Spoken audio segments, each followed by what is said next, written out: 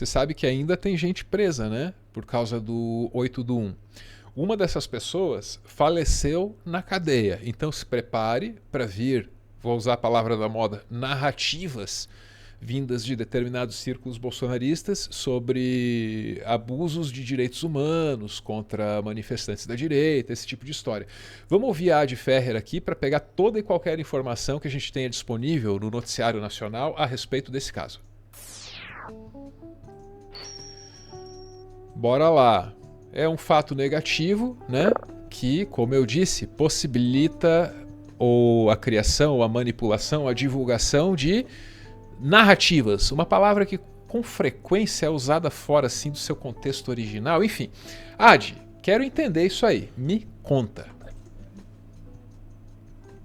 Bom, pois é, o Clériston Pereira da Cunha tinha 46 anos e ele foi preso dentro do Senado no dia 8 de janeiro de 2023.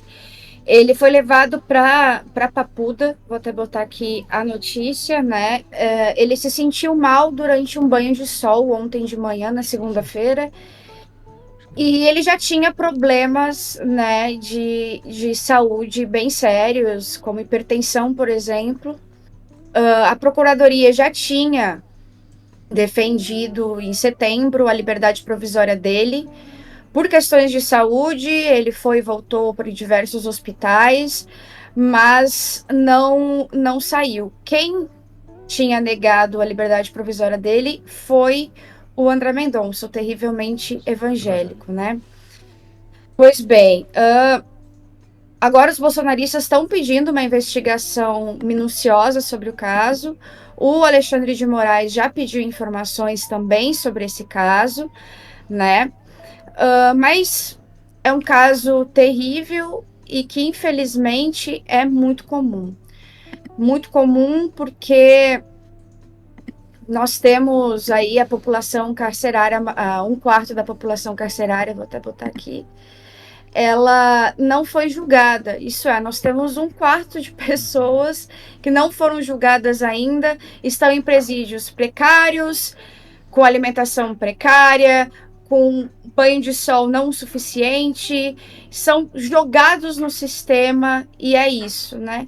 E agora a extrema-direita talvez tenha se atentado, e talvez essa seja a minha esperança como uma pessoa muito positiva, mesmo sendo emo, eu sou muito positiva, mas talvez a extrema-direita tenha finalmente se atentado para esse problema. Assim, a maior parte dos presos falecem por dois motivos: violência e doença. No caso do Clériston, ele faleceu em decorrência de uma hipertensão desenvolvida como sequela da Covid-19. Então, ele está ali na estatística de pessoas que morrem de causas naturais e de doenças dentro dos presídios, que é a maioria. Quero chamar a atenção também que essas doenças que matam os presos são doenças altamente contaminantes, como a Covid-19, como tuberculose, ou seja, muita gente em lugares muito fechados, essas doenças acabam disseminando com mais facilidade.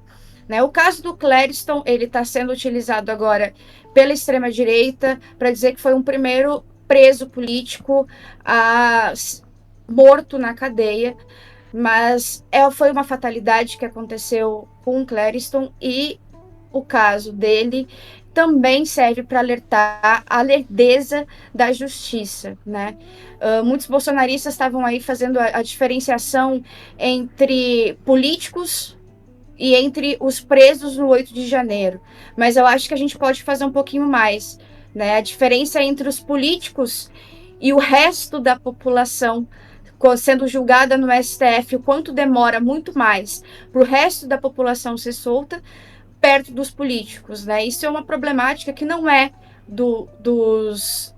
apenas dos presos pelo 8 de janeiro. Vale lembrar que o 8 de janeiro foram cometidos crimes. A manifestação pela ruptura da democracia brasileira é uma manifestação criminosa, portanto, ela é passível de pena, né? Então, houve cometimento de crime. Não sei até que ponto houve o cometimento de crime no caso dele, porque para seguir preso hoje, os manifestantes do 8 de janeiro, eles têm que ter um agravante a mais para seguir preso hoje, né? Muita gente já foi solta em liberdade provisória. O caso dele era liberdade provisória por questões de doença. Então, alguma coisa nesse caso aí talvez tenha mantido na cadeia. E talvez esse caso seja muito complicado para eles compreenderem, porque é uma pessoa que de fato cometeu crime, mas que de fato também merece direitos humanos, também merece o direito de morrer decentemente, né? Que todos nós vamos morrer. E de morrer ao lado da família, que é o que eles têm gritado bastante. Ele tinha direito de morrer ao lado da família porque ele tinha questões de comorbidade, mas quantas pessoas morrem nesse sistema com comorbidades também e não tem ninguém para chiar por elas, né? Então, fica aí também a reflexão, é uma perda gigantesca e o uso dessa perda, ela não pode ser para atacar a democracia novamente ou para tentar distorcer o que foi de fato aconteceu, mas ela tem que ser usada como exemplo para de fato mudar alguma coisa. E para mudar alguma coisa não é um impeachment do Alexandre de Moraes, é fazer realmente uma reforma carcerária. Caramba, minha mente aqui foi para uma lembrança bastante antiga. Ih, rapaz. Deve ter lá uns 20 anos essa história, né? Então a gente foi cobrir numa delegacia da região metropolitana um surto de tuberculose. Não porque 2 detentos haviam morrido, mas porque aquilo estava com toda a cara de se espalhar para o restante da cidade, né? Essa era a preocupação de quem pautou. Aí, eu não era o único lá, a Adi sabe como funciona isso, né? Marca-se a pauta, vão vários jornalistas de vários veículos. E eu lembro da conversa com esse delegado, que está por aí até hoje, me surpreender muito, porque esse delegado, bom, óbvio, né? Um cara da Polícia Civil, assim, era um cara com todas as opiniões de direita, Adi. Liberar armamento, Estado mínimo, o combo, o pacote completo, todas as opiniões de direita, exceto por uma, Adi. Queria o sistema carcerário em boas condições. Então um colega de um programa policial olhou e falou: isso aí, delegado, tem que deixar morrer mesmo, delegado. Quanto mais lotado, melhor. Ele falou: não. Sabe por que não? Porque eles fogem e vão invadir a sua casa. Então, mesmo a abordagem dele assim, meio egoísta, né? Não, sabe, pouco empática com a população carcerária, era racional. Porque a experiência empírica dele levou ele para esse caminho, de perceber que não adianta prender um monte de ser humano num espaço limitado, insalubre, e achar que isso resolve o problema da criminalidade na sociedade. Não, agrava, né? E ele tinha entendido isso, que quanto mais lotada a delegacia e mais insalubre, mais fuga ele ia viver e mais risco ele e a equipe dele iriam correr. Então, por aí, ele percebeu que um sistema carcerário bem cuidado seria melhor, né? Agora, se ele fosse assim um homem mais sofisticado, ele teria encontrado outros argumentos, creio eu, né, Adi? Eu acho que ele teria encontrado outros argumentos que existem, né? Por exemplo, é porque o sistema carcerário brasileiro é como é que as facções reinam. O PCC Exatamente. É produto direto do massacre do Carandiru, amiga. Exatamente. Historicamente nunca deu certo, né? A gente já usou e abusou dessa tentativa aí de encarcerar o máximo possível em condições desumanas, e a gente criou o PCC. A sociedade brasileira criou o PCC. Essa é a verdade. Não a sociedade, não digo as pessoas, mas o modelo de sociedade brasileiro que criou o PCC. E a gente vai seguir com esse mesmo modelo porque a gente não tem outra proposta, né? Então, talvez essa seja uma boa oportunidade para que a gente se comunique uns aos outros, de um lado ao outro, para que as pessoas que estão presas, que cometeram crimes e que não cometeram crimes, e que estão lá em prisão provisória e que ainda vão ser julgadas, que elas tenham pelo menos questões humanas, né? Que seja muito mais humano. E que pessoas que sofram da mesma coisa que esse bolsonarista sofria, que essas pessoas possam ir para casa, sabe? Se não cometer o crime hediondo, eu acho que não tem uma necessidade de estar ali, né?